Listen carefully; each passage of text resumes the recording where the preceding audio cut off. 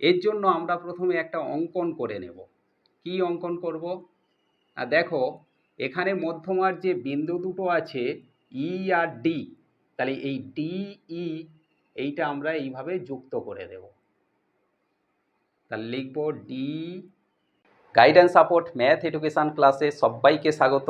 আজ শনিবার, আজকে ক্লাসে থাকছে নবম শ্রেণীর কোষে দেখি 12-র ক্ষেত্রফল সংক্রান্ত উপপাদ্য। আজকের ক্লাসে 11 দাগের অঙ্ক থাকছে। অঙ্কটা ইম্পর্টেন্ট অঙ্ক, অঙ্কটা তোমরা ভালো করে বুঝে নাও। দেখো ক্লাস 9-এর কোষে দেখি 12-র 11 দাগের অঙ্ক আছে, এসিডি এবং বিসিই এই ত্রিভুজ দুটো সমান, এটা আমাদের দেখাতে হবে। তাহলে আজকে ক্লাসে ক্লাস 9-এর কোষে দেখি 12-র 11 দাগের অঙ্ক। এই অঙ্কটা করার জন্য আমরা এইভাবে একটা ত্রিভুজ অঙ্কন করে নেব। মনে করো এটা এ বি সি ত্রিভুজ। এই ত্রিভুজের দুটো মধ্যমার কথা বলা হয়েছে। একটা এডি, মধ্যমা বলতে এই কোণ থেকে অপর বাহুর অর্ধেক পর্যন্ত। মনে করো এই পর্যন্ত অর্ধেক, তাহলে এখান থেকে আমরা এই পর্যন্ত টেনে দেব। এই মধ্যমার নাম এডি মধ্যমা। আর একটা মধ্যমা আছে এখান থেকে এই পর্যন্ত, তাহলে এই মধ্যমাটাও আমরা এইভাবে অঙ্কন করে নেব। এই মধ্যমার নাম বিই মধ্যমা।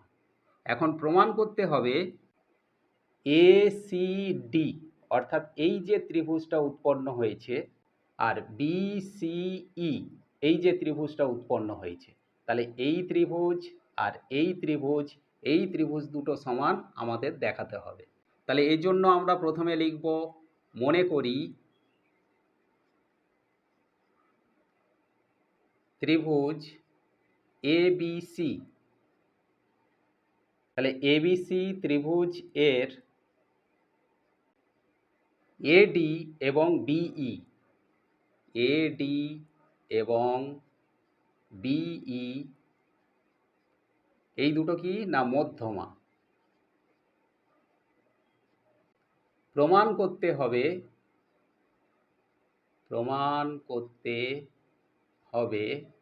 কি প্রমাণ করতে হবে? যে এ সি ডি এই যে ত্রিভুজটা, তাহলে ত্রিভুজ এ সি ডি সমান বিসিই।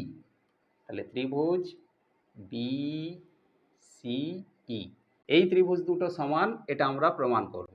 এর জন্য আমরা প্রথমে একটা অঙ্কন করে নেব। কি অঙ্কন করব? দেখো এখানে মধ্যমার যে বিন্দু দুটো আছে ই আর ডি, তাহলে এই ডিই এইটা আমরা এইভাবে যুক্ত করে দেব। তাহলে লিখব ডিই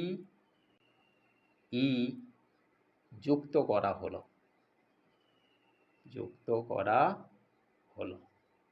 এইটা হলো অঙ্কন। এবার আমরা প্রমাণ করব। তাহলে প্রথমে আমরা লিখব যে এডি এবং বিই, এডি এবং বিই এই দুটো মধ্যমা কোন ত্রিভুজের মধ্যমা? না এবিসি ত্রিভুজের মধ্যমা। তাহলে ত্রিভুজ এ বি সি এর মধ্যমা। তাহলে এই দুটো যদি মধ্যমা হয়ে থাকে, আমরা লিখতে পারি যে ডি এবং ই বিসি এবং এসি এর মধ্যবিন্দু, মানে মাঝখানে আছে। তাহলে এটাই আমরা লিখব যে ডি কমা ই কার? না ডিটা বিসি এর আর ইটা এসি এর মধ্যবিন্দু। বিন্দু দুটি বিসি এবং এসি এর মধ্যবিন্দু। কেন? না এটা মধ্যমা হওয়ার কারণে। তাহলে এটা আমরা অতএব দিয়ে লিখব। তাহলে আমরা লিখতে পারি যে এবি এর সমান্তরাল ডিই। তাহলে এ বি সমান্তরাল ডিই। তাহলে এই বাহু দুটো যখন সমান্তরাল, আমরা লিখতে পারি যে এ ডি ই অর্থাৎ এই যে ত্রিভুজটা, তাহলে ত্রিভুজ এ ডি ই এবং আরও একটা ত্রিভুজ বিডিই, এই ত্রিভুজটা, তাহলে ত্রিভুজ বিডিই, এই ত্রিভুজ দুটো দেখো একই ভূমি,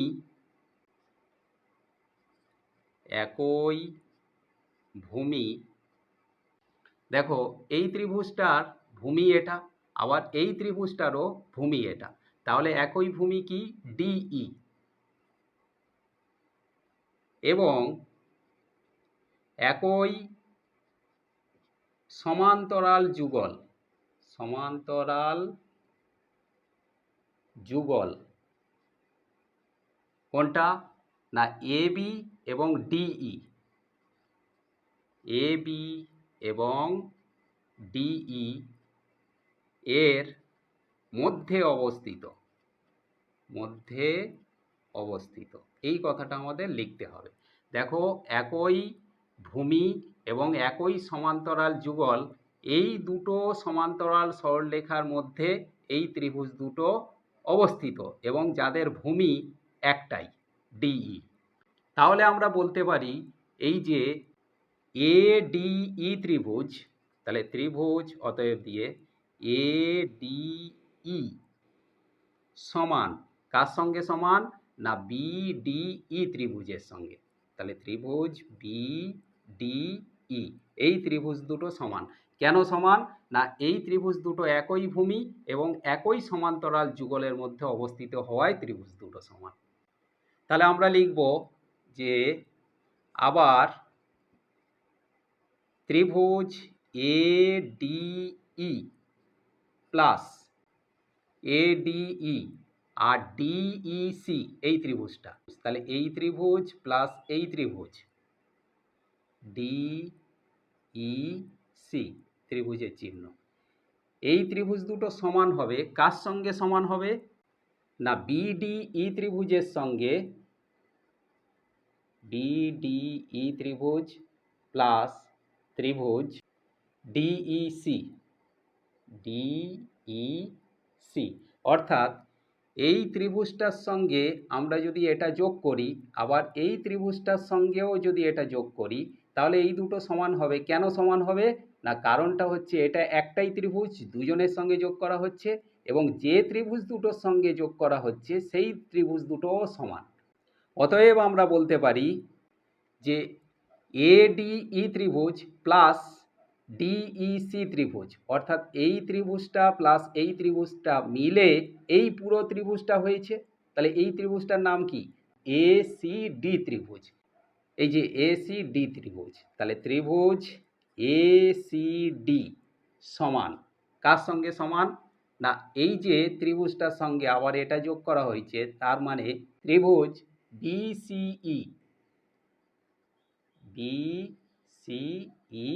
এই ত্রিভুজ দুটো সমান, এটা আমাদের প্রমাণ করে দেখানো হলো। তাহলে এখানে লিখব প্রমাণিত। আশা করি আজকের ক্লাসে এই ক্ষেত্রফল সংক্রান্ত উপপাদ্যের অঙ্কটা তোমরা ক্লিয়ারলি বুঝতে পেরেছো। অঙ্কটা ইম্পর্টেন্ট অঙ্ক, প্রায়ই পরীক্ষাতে আসে, সুতরাং অঙ্কটা তোমরা ভালো করে প্র্যাকটিস করতে থাকো। দেখা হচ্ছে পরবর্তী ক্লাসে।